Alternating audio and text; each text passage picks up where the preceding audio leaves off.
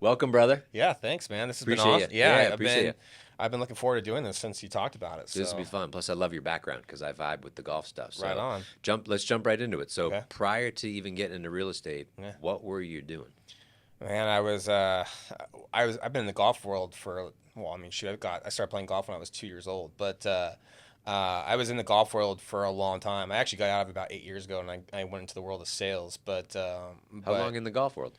I first got in the golf world when I was probably 17 years old. A little course back home. I grew up in Napa Valley in wine country in Northern California, and Those would be pretty golf courses. yeah, well, there's not many. There's a couple up there that are really Oh, really cool. But yeah, I grew up in St. Helena specifically, and we're the closest course was down the road, probably 30 minutes or so, something like that. So I didn't get to the course a lot when I was a kid before I could drive. I used to I used to have the double straps. I'd pack my bag on my back and I'd jump on my bike and I'd ride down to the bus stop and locked my bike up at this restaurant when I was, 14, 15 years old. And I'd leave my bike there all day and I would take an hour and a half long bus ride for what would normally be a half an hour, wow. and I would be at the golf course all day. That's So killer. Did you have a yeah. golf team at high school? Yeah, well, yeah. So that's a little funny story. Well, shouldn't say it's funny, but I played every sport in high school. I loved baseball. We didn't have a golf team until my junior year. My dad helped with helping to raise the money to create the golf team. We had a golf team way back, like 60s, 70s, something like that, Okay. and so we started to put together this thing to fight to create a golf team, and my dad was a big part of it. And baseball and golf ran the same year. It's not like out here. I don't understand why Uh, golf out here is in the hot season in the fall. Back home it was in spring season, right. and so baseball and golf collided together, and so I had to quit baseball. I was gonna try and do them both, but just wasn't gonna work out. Yeah. And so I was on the golf team my junior and senior year, and it just so happened that we just had to be in the same division as Justin Siena, who was our rivals, where Johnny Miller's kids went to school, Oh, and they were year in year out always one of the top in the state. yep. And still a little bit bitter to this day because my senior year we tied for first place with them, and for some reason they got the banner and we didn't, and Mm. my golf coach didn't necessarily fight for it. So, Oh, man. so we don't have that banner hanging in the gym to this day, darn Gosh, that would have been awesome. it. Yeah. Yeah. So at 17, did you start working at a golf course too? Yeah, so there is the Veterans Home is in a town called Yountville in Napa Valley, and Veterans Home used to have this driving range that awesome grass, and you just hit out to a dirt field basically, and they eventually built this 9-hole golf course, and the guy who's my best friend to this day, I met him at a golf tournament that I had won, a junior tournament. He started working there, and that's really where we became good friends. And then another friend of mine was the superintendent there, and the superintendent, shout out Sean Battistini. He's a badass. He's anywhere he's a superintendent at, the greens are going to be the best. Wow. But it was just a cool little 9-hole course, and I was the cart kid out there, and it was a good little introduction to being in the golf world. Do you get to play for And free? oh yeah, Yeah. and that was one So of the then you main just reasons play why as I much. played. Yeah. Yeah, and I just kind of chased that all the way up until I was about, shoot, I'm 44 now, so I chased that until I was about 37, 38, something like that. That's So awesome. Now, did you go to college? I went to a nerdy college. So I went to a golf business college in San Diego called San Diego Golf Academy. Sweet. It Like eventually, golf course management. yeah, yeah. So Okay. they taught us how to be, like if I was going to be a general manager, if I was going to be a head pro, something like that. We learned all about the business aspect of it, and it was awesome, except for the fact that I didn't know behind the scenes that the PGA of America was working with the top universities to have a golf major in the top universities, and so we took the same tests you would take in the PGA of America, but when we graduated, we didn't get the credits towards the PGA of America. Oh, So, and then fast forward, the golf majors like ASU and a lot of these big universities, they get the golf major, and they're graduating with a bachelor's degree and and PGA accreditation. They're automatically in the PGA. mm, I just got an associate's out of it, and never. I chased the PGA for a little while. I have my own thoughts about the PGA, but I got into it for a little while and never never went through the full schooling, but I had the accreditation for a little bit. Okay. So And then from there, you then just got into the golf world. kind of, yeah. So I still had this dream. So I graduated when I was 21, living in San Diego. I still had this dream that I was going to be the next Tiger Woods. Yeah. And Which you should. well, right, I guess. I have I could have when I graduated. TaylorMade was actually hiring out of my school, and so I actually could have taken a job with TaylorMade and stayed in San Diego that where I loved, and who knows where I could have been with that whole ordeal. But I moved home. I went to work at a private club called Mayakama. It's a Jack Nicklaus designed golf course it's up in northern Sonoma County in a town called Windsor, and this place is phenomenal. I bet. And so I was a caddy up there. We had the old white onesie, the zip up onesie, and we were carrying a bag on each shoulder. And Ooh. man, I mean, it was so hilly there that they actually had members that were trying to get out of their membership after a year or so because they couldn't take the walk, Wow. and you weren't allowed to take a cart unless you had a handicap. Oh, And so I was. Man, I was 21, 22 years old. I weighed Shredded. 150 pounds, eating whatever I wanted to eat. It was amazing. yeah. But 9,000 calories Yep. a day. But you really knew the course. Oh yeah, Like it to was. be a caddy, you gotta Yeah. really know. Yeah, it was good, and just with my golf background and playing, I was a scratch plus handicap when I was a Wow. teenager, and so I knew how to read greens. I remember the first time I went out on the course as a caddy, I went out with this guy named Joe Sayufi, super cool guy, and when I got done, he went to my caddy master and he was like, I can't believe this was his first time out. He knows the greens like a pro out here. So, What a compliment. I used to be able to read greens really well. Now I'm old and my eyes are suffering and not quite as good. You had to practice too. I mean, Yeah. man, when you're there, it's unlimited Every golf, day. playing for free. Yeah. And then Yeah. obviously when you're caddying, it's all day long. Yeah. Reading the same greens. Yeah, All it is whenever they change the cup, it just changes your perspective. yeah. And the greens are super cool too because it's kind of like Augusta National where the greens are so fast and so undulated that you actually get to play the slopes and the undulations on your approach shots. So, Nice. as a caddy, you're sitting there and the player's seeing, the flag on the left side, and I'm telling them to aim, right center. And they're like, but the flag's over there. I was like, yeah, just trust me. The ball's going to land here. It's going to take the curve. And, before you That's know awesome. it, yeah, it's pretty Big cool. tip coming at the end. Yeah.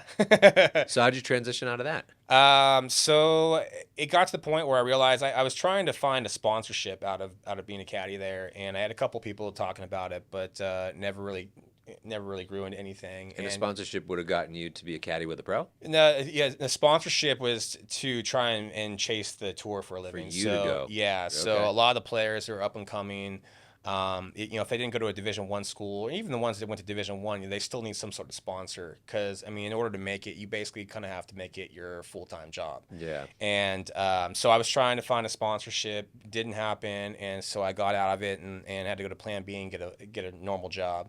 And I actually had a brief moment in the wine industry. I went to work at a place called Silver Oak Cellars, which at the time was one of the top Cabernet wineries in the country. And Were you into wine? I wasn't at that point. I kick myself now because I was 21, 22. I never really, I really started drinking when I was 21, and I didn't have that taste of Right. wine at 21. Yeah.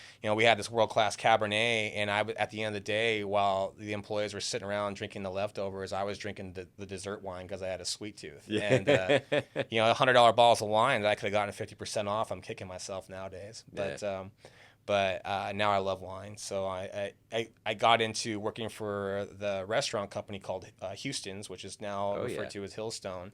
Rutherford Grill's there, and one of the busiest restaurants in the valley. And so I got pretty big into wine. And Is that how you got out here to Arizona? no, actually, so I got into Arizona. So the way that I got out here, I was the restaurant job. Rutherford Grill was kind of my come and go safety valve type job. I chased the golf industry to take me all over Arizona, California, and I moved a bunch of different places. I eventually ended up at a private club called San Francisco Golf Club, which most people don't really know what that is. A San Francisco Golf Club. Everybody hears about Olympic Club in San Francisco, but actually, San Francisco Club is where everybody wants to be a member at. It's kind of like it's Augusta National level. It's Cypress Point level. Wow. You have the high-end, super exclusive type memberships there, and I was traveling 4 hours round trip a day to do that job. I was still living in Napa Valley, driving to San Francisco every day to do that job. Just wasn't getting paid enough as an assistant Yeah. pro to live in the city, and got burnt out after about 14, 15 months or so of doing that. And, we didn't have podcasts on the phone at that time. I got tired of radio, so I started listening to sports radio every day and fell in love with all that. But I left, took a different job, and then came back one day to say hi to my old head pro and my members, or some of my members I saw. And one of the members asked me what I'm doing, asked me if I'd be interested in moving down here to Arizona. I was like, sure. I've always had a fascination with it. I had this dream when I was in high school that I was going to come play for ASU, Wow. and Cool Clubs, which Cool Clubs at the time, Hot Sticks was out here. Hot yeah. Sticks kind of revolutionized the golf club fitting world. And the owner of Hot Sticks left Hot Sticks and created Cool Clubs. And the investor, or the San Francisco club member that I knew, he was the top investor. He was in charge of all the investors for Cool Clubs. And so I flew down here and thought I was going to have this long, elaborate interview. And I met the owner, Mark Timms, and he showed me around. We sat down at the conference table and said, "When can I start?" And I was like, "Whoa!" I was like, I figured there'd be some more questions. All And right. so I think I was like employee number 8, employee number 9 at Cool Clubs. And that job, I can honestly say that job was the first job I ever had where I said that I loved my job, and I absolutely meant it. It was fantastic. It changed at that time. I didn't know enough about equipment. I was old school. I thought, just give me anything and I'll figure it out. Right. And man, that whole world just taught me a whole different mentality about equipment and how it can improve somebody's game. I mean, shoot, I had clients where even if I just changed their loft and lies, that just changed their game in general. So, Nice. yeah, I did that for about almost 2 years, and I helped them expand to Northern California, Southern California. They transferred me back out here. I was living 4 blocks from the ocean in Corona Del Mar and SoCal and loving Sounds life.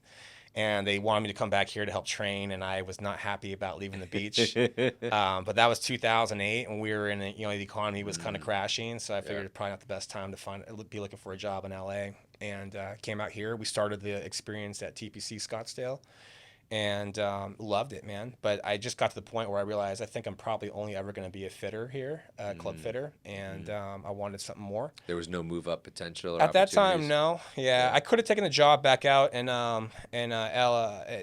We were specifically in Irvine at Oak Creek Golf Club. I could have taken that job, but at that point, I was already kind of burnt out, and wanted to get back kind of in the golf teaching world. And so I moved home for a little bit. I went to work at a really big time resort back home called Meadowood Resort.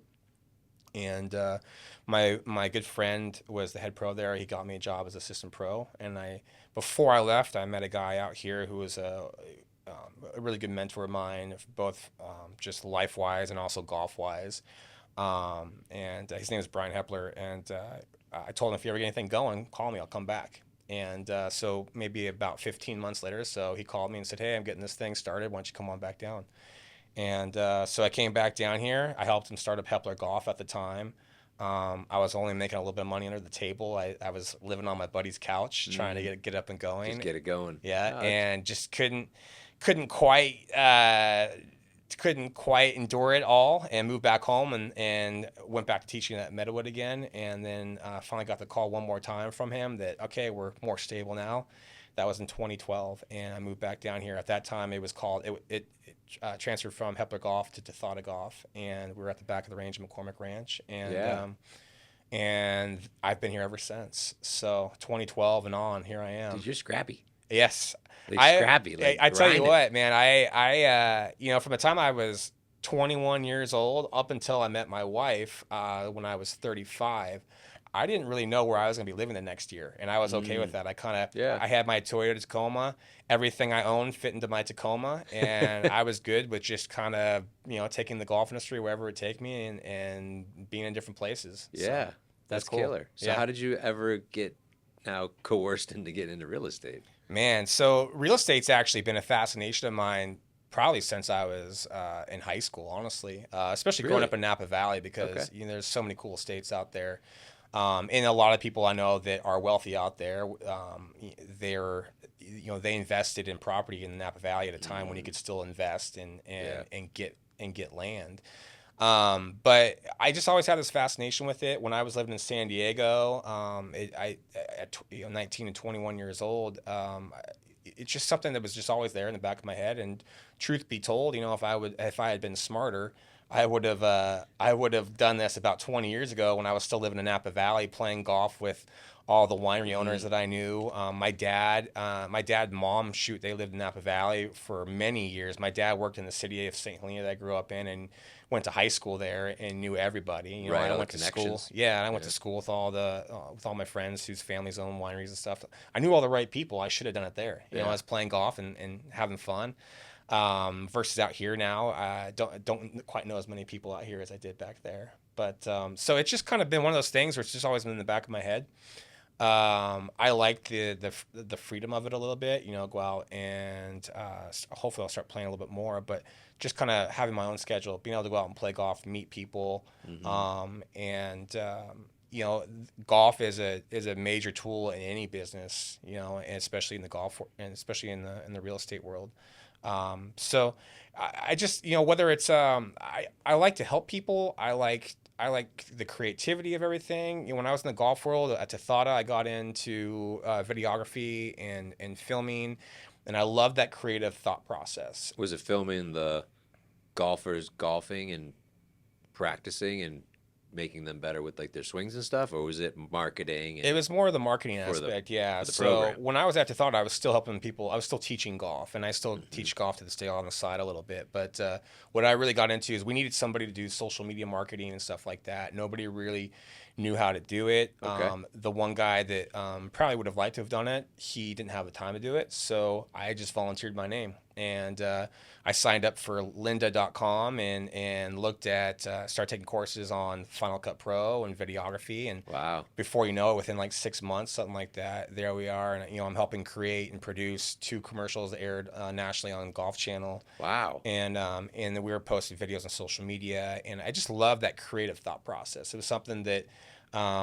I think maybe I always knew was there, just never really had a chance to tap into it. And that's one thing that I've really missed since I left the golf industry was being able to tap back into that. So that's been fun to try and get back into it a little bit. And It's definitely in this world too. yeah, exactly. And so, the real estate world kind of fascinates me from the creativity standpoint, trying to dust the cobwebs off there and relearn some of the stuff that I've forgotten with the filming stuff. But, I love when it didn't matter what part of my life, I was always driving around looking at properties. I was just always fascinated at driving through these amazing neighborhoods and seeing Well, and even these when you're playing, properties. like Yeah, you go to play at a exactly. golf course, and golf course homes are usually pretty nice. Yeah. So every hole you're playing on is like, wow, these are really nice. Yeah. Or you go to the back nine, you're like, wow, these are different. Yeah. Yeah. Yeah. And I feel like I'm always that one person in the group that's like, man, look at that backyard. Look at that place. Yeah. And I'm always fascinated by how many nice homes I see in a golf course and I never see anybody in the backyard. They're probably like a target. Yeah, They're right. hit with the ball. But what was that like turning point or that moment or that morning that you woke up and were like, okay, like I get that you were into it. Yeah. But what made you make the decision like, I'm out. I'm done with the golf world. So I got, I told my wife when I first met her that we were talking about Tethada Golf where I was working. And I told her this was either going to be my last job in the golf industry or my last job ever. And it turned out to be my last job in the golf industry. Unfortunately, some things happened there, and it kind of fell under. And I saw the writing on the wall. I got out a little bit in time and got into the sales world and went to work for a corporate company. But then I left the corporate company after a little while, got another job, then COVID happened. And so I was unemployed, trying to figure out what the heck am I going to do. I still have this fascination for real estate. Okay. And I actually I went to work for a company called Dreamstyle Remodeling, where they renovate showers and tubs. And it was commission only. And there I am in the middle of COVID when we're quarantined and we're supposed to be wearing masks, and I'm getting hired for a job to go into people's houses every day and talk to them about doing renovations. Yeah. So thought that was kind of interesting. But that was my first experience in commission only. So the one thing that I think I had to get over was the commission only aspect of it, right? Yeah. The cool thing about this job is they were providing the leads for me. I just had to drive. We covered the entire state.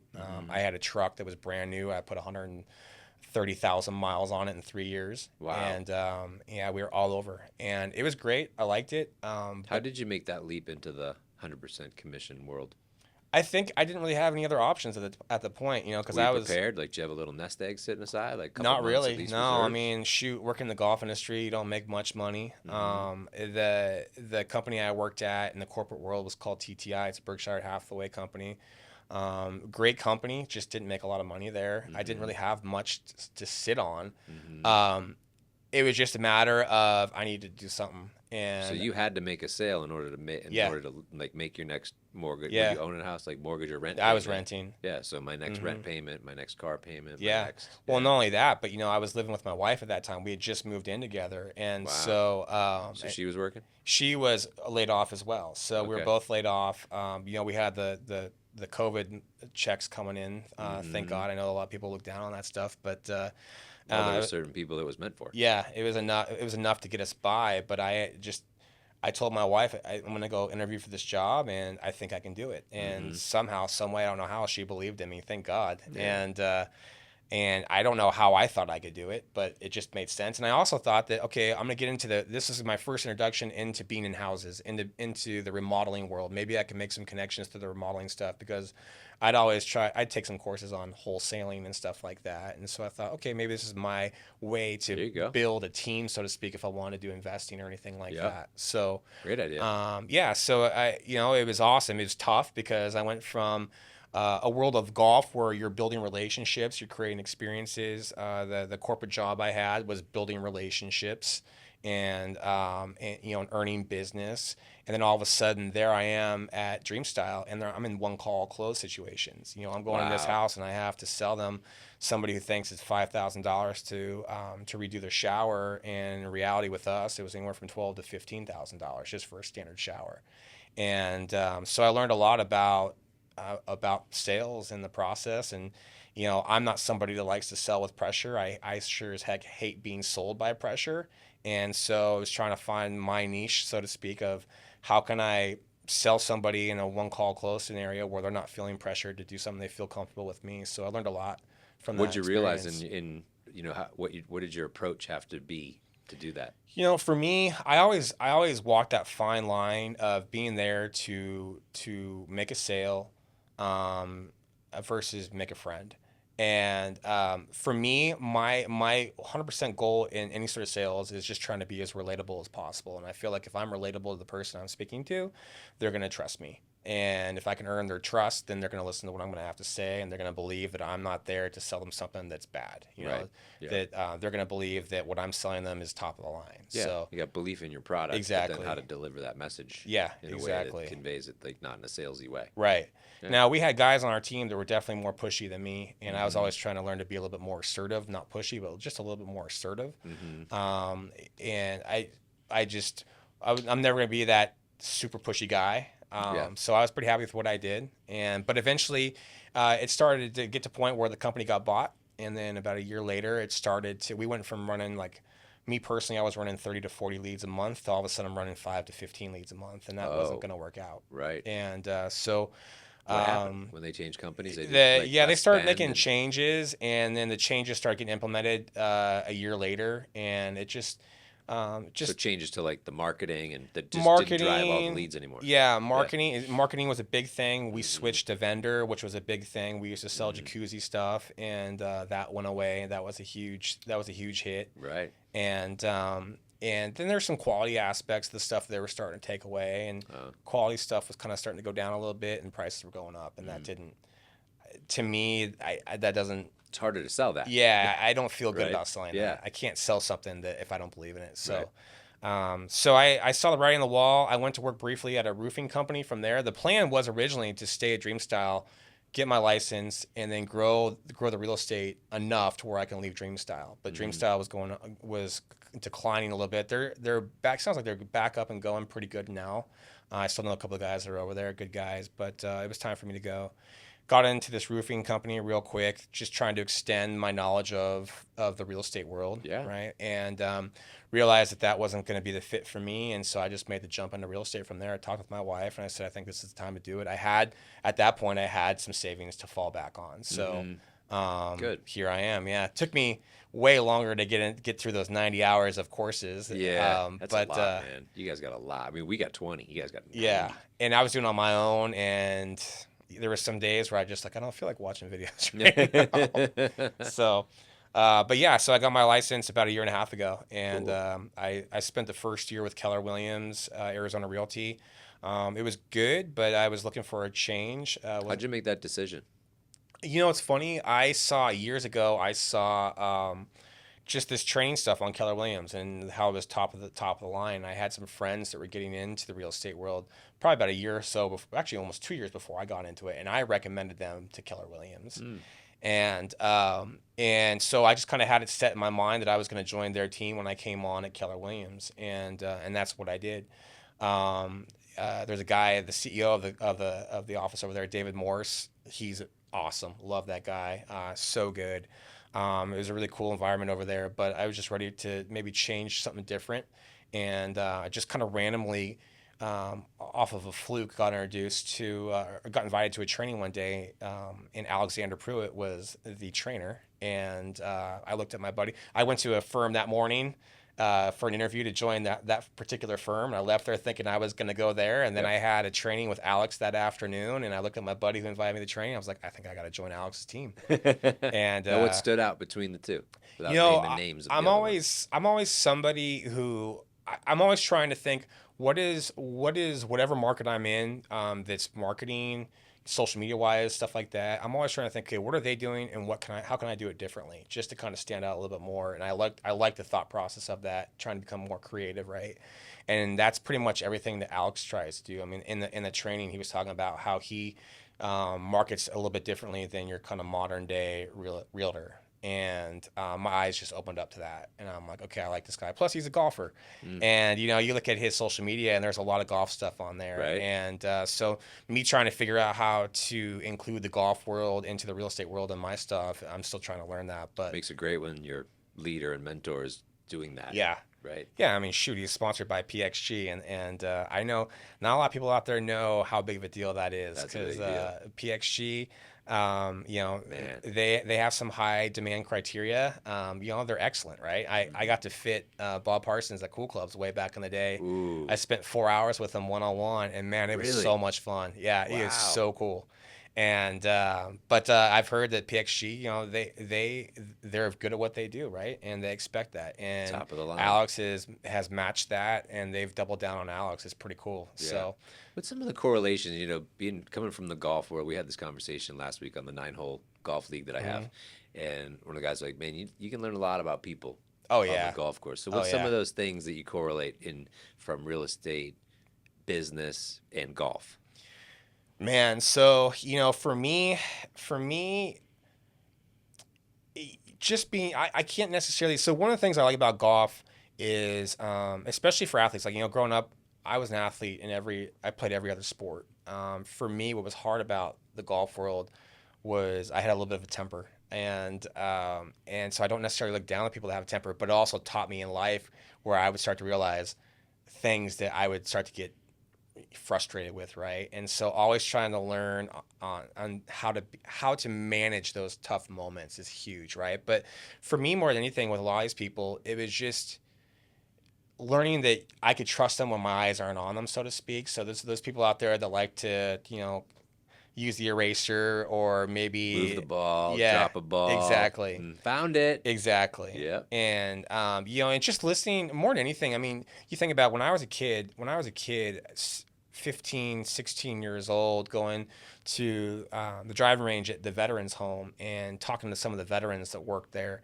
And then working at Vintner's Golf Club, which is that 9-hole place in front of the veterans home, and just being a kid and talking, especially in Napa Valley, where you have winery owners, you have millionaires coming in there, you have people that are just your blue collar guys coming in there, and learning how to talk to all those guys, and for me, and then going fast forward to San Francisco Golf Club, and then going to Cool Clubs, and I'm spending 1 to 4 to 5 hours one on one with somebody in that time. It taught me a lot about communicating and understanding people, and knowing when to talk, knowing when to be quiet, and just finding ways to relate to people. You got this stranger in front of you, and I think that's one of the great things about golf, which I don't find a bunch now. But when I was a kid, if I showed up and there was a twosome, and we were a twosome, we were getting paired up with another twosome, Right. right? And Yeah. you don't see that as much now for some reason. Yeah, it's funny you bring that up because I've Yeah. noticed that where they're like, "Hey, we're just gonna let these guys go, and then you guys Yeah. can go behind them," thinking that you want to be on your own, but you're like, "Oh man, Yeah. yeah, let's play together." Yeah, and so That's a good point. as a kid, I had to learn quickly if I was out playing by myself how to talk to these adults, Right, And that's good. so I think that in its own right taught me so much about how to communicate, how to be proper, Etiquette, golf exactly, etiquette, exactly, and then also how to have a sense of humor and knowing who you can have that sense of humor with and who you can't, and reading so people. forth. Exactly. reading people. Yeah. Yeah, So. that you bring up that emotional, and I don't know if it's really emotional intelligence or just emotional control, Mhm. because you're right. Like there's people who just lose it, Yeah. and you're just like, that wasn't that big of a deal. Yeah. And you're like, well, I wonder how they are at home. I Yeah. wonder where else that shows up in their life. Exactly. Right. And Yeah. maybe it's in business. Yeah. Right. And then how they handle themselves in that situation. Yeah. How they handle it when other people do as well. Yeah. Like, do they help them through it? Yeah. Or do they just like look the other way? Shy away. Yeah. Right. And then the cheating thing, man. I mean, how many times And I don't understand it. pushing the ball, doing Yeah. this, bro, dropping it up? I'm like, oh, okay. And then Yeah. not counting it. Right. I'm like, that was 7, right? Well, yeah, well, I don't, breakfast Yeah. ball. I'm like, it doesn't really matter because it's not a tournament. We're not, right? It's not Yeah. a scram. Like, we're just out here for fun. Yeah. But why not keep the real score? Yeah. And to me, being an athlete growing up, I don't know how to play golf without, like, as I've gotten older, because my game isn't nearly as good as it once was, I've had to deal with that a whole separate thing in my own mind mentally that I'm not going to shoot the scores that I want. And maybe every now and then Yeah. I get lucky, right? And I'd like to try and get back into it more and more. But dealing with that, but I was always competitive, so I don't really know how to just go out there and not play for a score. Mhm. And when I was playing by myself as a kid, I love playing golf in the afternoon twilight time because Yeah. that reminds me of being a kid back home, whether it was on Windsor Golf Club or Bennett Valley Golf Course, Vintners. The sun's going down. You can see the coastal clouds blowing in. Like it takes me straight back to those. I love it. Yeah, goosebumps. Yeah, I love Yeah. it. And when I was playing by myself, I was keeping score, and that can I beat the score that I shot previously, or can I do my personal best on it? So it's different for me, and I know there's a lot of people out there that are just out there to have fun and have a good time. Yeah. I just don't understand that as much, and as I get older, I'm trying to learn it better and better. Right. But I'm always down for a little bit of a competition, a little bit of a game. Yeah. Yeah. That's so just the competitive nature of Yeah. it for you. Yeah. Right? And, and just being competitive also with yourself. Like, I'm sure there's Yeah. been times where you're like, I'm going to go out today and I'm really just focusing on my short game. Like, yeah, I'm going to hit the other shot, but I'm focused on that. Or, man, I really got to get my middle irons. I'm really off. I need to focus on that. Right? Yeah. There's like a focus of something. Absolutely. Right. Yeah. And even, and I'll be out there playing, but then to your point, like with short irons or mid irons, whatever it is, or just trying to get an understanding of how far am I actually hitting this golf ball. I'll drop practice shots at the 150 marker, 160, you name it, and just try and dial in exactly how far, which clubs are going and so forth. Love that. To be honest, I really need to do that again now because right. sometimes Me I'm too. not really sure. Remember, there was a course, I don't know if you were out here, it was called Riverview. It's now where the Cubs Stadium is. Oh, yeah, yeah. So, and I rented an apartment. I did not know there was a going to course ASU. there. There was a course there. Okay. And they had those big, the big bucket of balls. Yeah. So you'd go there, it was $5. Okay. And you would literally, and I How would nice just, is that? I'd carry my clubs, I'd cross the street, I'd walk right over there, I'd get the big bucket, and like So 2 cool. hours later, Yeah. I'm like walking back to the house, So cool. And I did that like day in and day out. It was so much fun. Having that's one of my pet peeves right now is having worked in the golf industry for so long. It's one thing to not have to pay to play golf, but especially the driving range and shoot. Now these courses are charging $17 for like a medium bucket. It's like, come on. There are some good. I just noticed that, and I didn't notice this before. Maybe it's just because I'm paying more attention to it. But there's more specials. Like you join, like McCormick has like a, it's not like the membership for the whole thing, but it's like they have the range membership, or Right. like Stone Creek where we played last week. They had this thing for like the summer, and it was,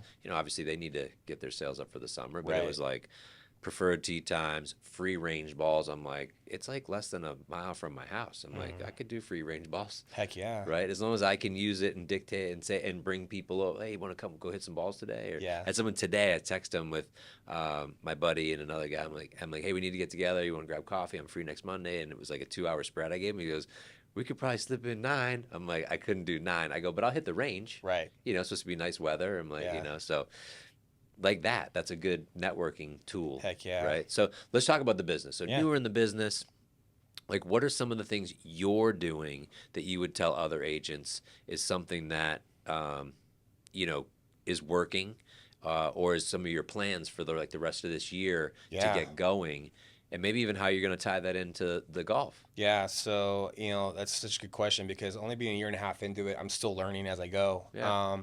And some of the things that I have been working on now is really more than anything my mentality with it, right? Because when you're a realtor, you're just kind of on your own sometimes, and that's one of the things I love about the team that I joined with Alex.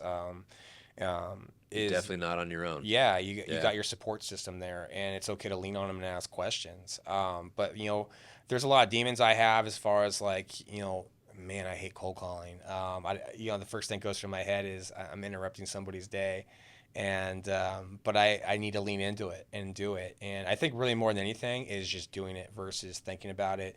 You'll Um, always interrupt someone's day, yeah, right? Whether yeah, I'm interrupting them scrolling on social media, yeah, or I'm interrupting them during they took lunch at 1:30, right, or I'm interrupting them because they're in the middle of a conference call. right, I don't know, but right, I'm interrupt them in dinner time. Like right, I'm always interrupt. But the thing to get over, cold or warm or hot, if you believe enough in your product, like we right. talked about before, then I'm gonna go for it. So a Yeah. friend of mine, Rene Rodriguez, I don't know Mhm. if you know him. No. He wrote a book called Amplify, and Oh, a lot cool. about influence. And we've had him. I hosted him here in town, and he does a lot of webinars with us. Okay. Anyways, he talks about if you had the cure for cancer, Hmm. and it was a $2 pill, but you knew for sure, and it FDA approved, it just got approved yesterday, Hmm. and you were part of that pharmaceutical company that had the pill, Hmm. and you knew it was going to be the cure, and there was no side effects. You just took the pill, and it's gone. Yeah. Are you interrupting anyone's day? No. And if they hang up on you and hang up on you, are you still wanting to call them back? Yeah. Call them back. Call them. Yeah. Yeah. So if I have true, firm belief in real estate, accumulating wealth in real estate, having a roof over your head that's yours, not you're paying someone else, and like I truly believe in that, then I'm not interrupting. Right. And it's not a cold, like it's not cold because I'm calling them, and Yeah. they raise their hand at some point in time. They hit the website. Yeah. They hit the Facebook page. That's such a good point. They raised their hand. Yeah. Hey, at some point in time, you raise your hand looking to buy a house. Did you not buy one? No. Hang up. Do not call me again. Okay. I believe enough in the product that doesn't hurt me, Yeah. right? And I'm just going to go on to the next one that says, yeah, you're right, I did. Yeah. I just don't know if I can do it. And then you're the one that holds their hand to get them across the finish line into a house. Right. And 10 years from now, you're talking to them and like, dude, you believe my house has doubled? You put them in at 500, it's worth $1 million. Yeah. Like that's just how the math works with real estate. Yeah. Yeah. And that's something that I 100% need to remember because sometimes I forget about that, and knowing like, when I was this goes back, but like when I was in middle school back home, the motto there in my middle school was do your personal best. And that has Mm. always resonated with me. And they used to have guys come in and talk about doing your personal best, people that had gone to school there years before, right? And I always imagined going back and having that same speech with those kids. Like that. And I've always wanted, for me, it's always been about helping people. And so that's what's always in my mind is how, whether I am doing social media marketing, whether I'm making calls, whether it's direct mail, it's how can I get that across enough to pique their interest, to let them know that, hey, I'm truly here to help you, right? I'm here to listen to you. Let's sit down. Let's talk about what's important to you. And you know what? If it doesn't work out, then that's A-okay also. But Right. let's have a conversation more than anything. And that's And genuine. yeah, And sometimes that message, just like commercials, have to be repeated. Right. There's like not one Coca-Cola commercial. right. That's There's true. thousands, Yeah. right? And eventually you're like, I'm thirsty, Yeah. right? And Yeah. it wasn't the one I saw last year. It was the one that just popped up, the little polar bears. And I'm like, that was funny. Yeah. I'm thirsty. Yeah. Like, Absolutely. it's just like repeat and repeat and repeat. Yeah.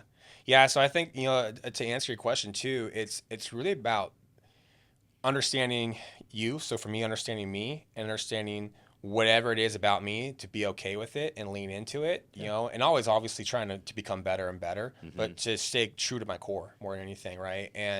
And being okay with that and getting that out there, Yeah. and, there's some people like there's a kid I work with, Brett, who is a monster on the phones. He is so Oh, yeah. good, He's smooth. and he speaks with so much passion. It's infectious. That's his personality. Yeah, it's awesome. Right. So it's like for me, it's so funny because like when I'm helping someone with their golf swing, like I feel like my tone, my excitement, it goes up a level. And so it's like, okay, I have that same passion for real estate. I need to dig into that though when I'm talking sometimes, and have that passion in it because Well, that probably came with time though too, because you built up the confidence in golf to then have that passion come out more authentically. Yeah. Versus that same thing will happen with the real estate. Yeah, and that's 100% it. When I started working at cool clubs, I was pretty quiet in the beginning because there's so much equipment, right? There's so many different shafts, so many different manufacturers for club heads, different technology. And then once I got to a point though where I knew I could speak to it, oh man, it was off the races. And it got to the point too where they used to send me in on some people that had fittings with other people. They were dissatisfied. I would be the one that would go in and talk to them because I knew 100% in my head that I was going to make it enjoyable, and I was going to, if we did something wrong, I was going to fess up and admit to it and apologize for it. And I was also going to say, but you know what, we're going to make it right. We're going to figure this out. Yeah. And so it's like having that confidence enough too in the real estate world to know, be able to speak to it well enough where, and I'm not somebody who's going to sit here and try and BS somebody. If I don't know something, I'm just going to tell them I don't know it, but I'm going to get you the answer. But also, just to try and have fun with it and make it enjoyable and help people and guide them along the way. I have a couple right now that is their first time home buyers. And it's really cool. It's fun, because you see the excitement in them. They have a 7-8 month year old daughter.